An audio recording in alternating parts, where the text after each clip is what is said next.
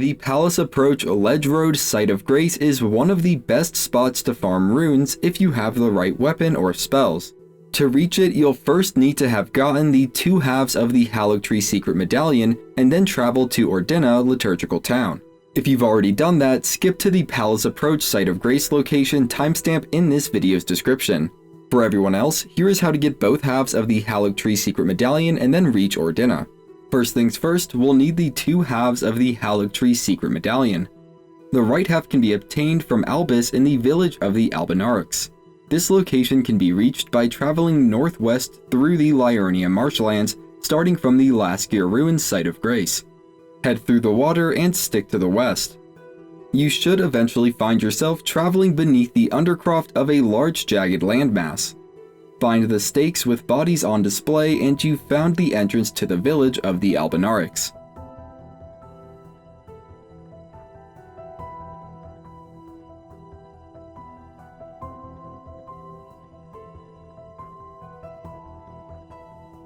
Albis is just slightly east of the Site of Grace here, disguised as an inanimate object. You'll need to hit him once and only once to reveal his true form, then speak with him until he gives you the right half of the Haligtree Secret Medallion. He should also give you a lead on the whereabouts of the medallion's left half. It's due west of the Laskir Ruins, and the location you are looking for is the Lakeside Crystal Cave.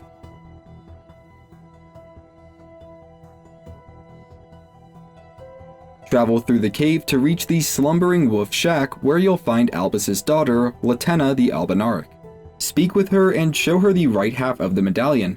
She'll reveal that the left half was taken from her by a warrior to the far north in the mountaintops of the Giants.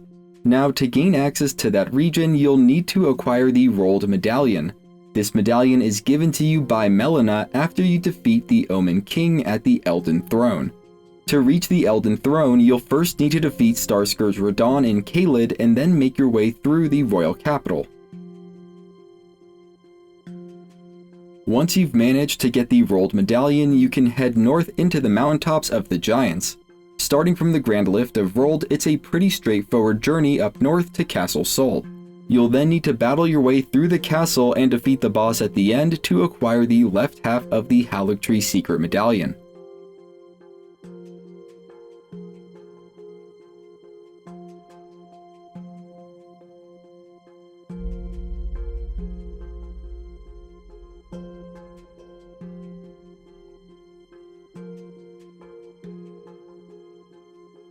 Now that we have both halves of the Haligtree Secret Medallion, we can actually begin our journey to the Haligtree.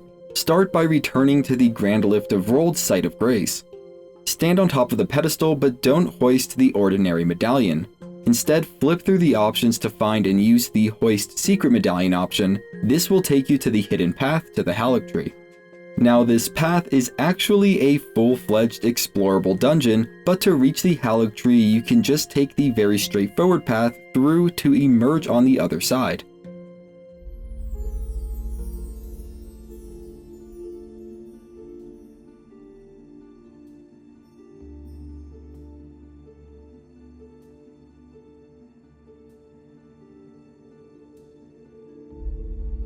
Vision is heavily obscured on this side of the path, and until you find a map fragment, you are flying almost completely blind.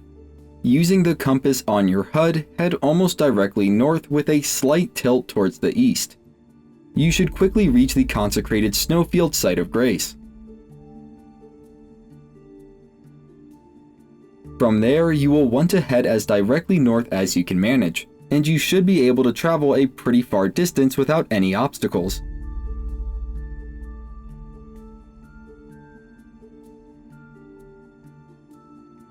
Eventually, a cluster of rocky formations that are directly in your path will become visible. Skirt around the right side to make a safe drop down to the ground below, then head northwest to find the inner Consecrated Snowfield Site of Grace a very short distance away. Visibility will clear up substantially when you move north from this Site of Grace. Head north and grab the map fragment for this area, then proceed to Ordina, the liturgical town. From Ordina, you'll need to head southwest toward the west edge of this area. Heading that direction will eventually trigger an invasion by the Sanguine Noble. He's a pain in the neck, but you'll have to deal with him before being able to travel to the farm site. After defeating him, continue heading west past some giant bears.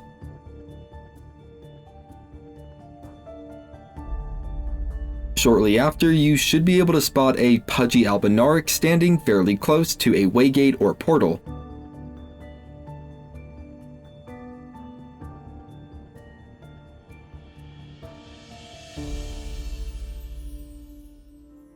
This will transport you right to the Palace Approach Site of Grace, which is where players are in many of those rune farming videos.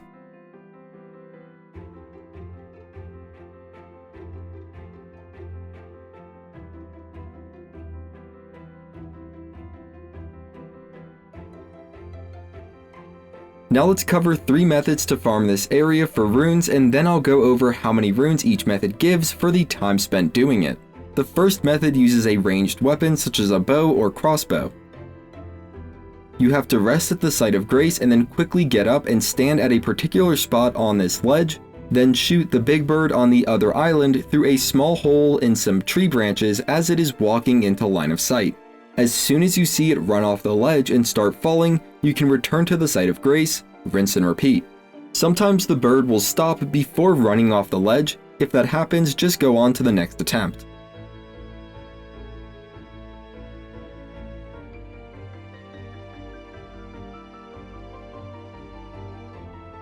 The second method is probably the best, and it is with the Sacred Relic Sword upgraded to +10.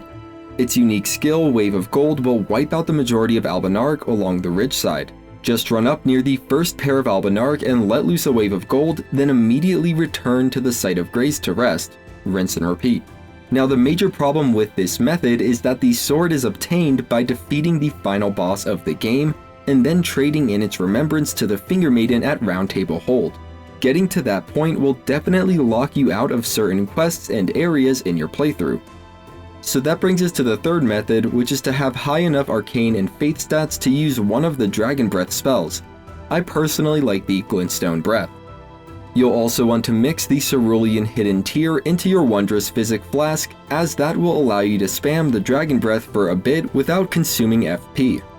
You'll also probably need a well-upgraded seal, preferably the Dragon Communion seal, though that's not completely necessary. Starting from the Site of Grace, use the Wondrous Physic and then wipe out as many enemies as quickly as possible by bathing them in Dragon Breath.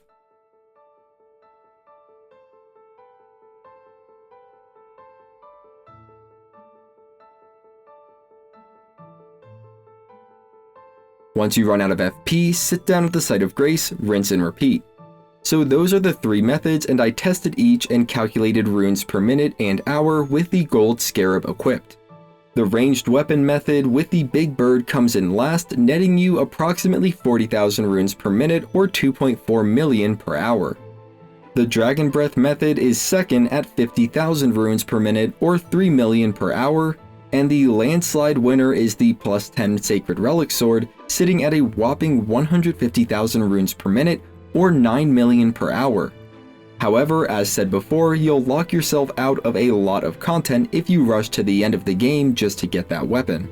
Now, of course, these values may vary a bit depending on your specific attributes. That being said, they are all great ways to farm runes.